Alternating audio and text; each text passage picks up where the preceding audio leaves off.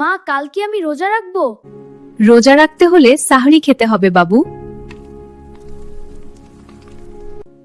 আজ তুমি প্রথম রোজা রাখছো। আয়ান, খেলনাগুলো আমাকেও দে। এগুলো ভাগ করতে হয়। তুই লোভী, তোর খেলনা নিয়ে খেল। এই নিলাম, এটা ফেরত দে। ওটা আমার খেলনা না, আমি আগে পেয়েছি। শান্ত হও, ভাগ করে খেলো। দেখো এখন সবাই খুশি। রোজায় ঝগড়া করা ঠিক না। আর একটু সময়।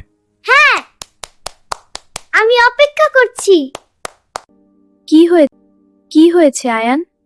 আমার একটু ক্ষুধা লাগছে। আর একটু ধৈর্য ধরো। ইফতার কখন? বিসমিল্লাহ। আলহামদুলিল্লাহ। তুমি খুব ভালো রোজা রেখেছো।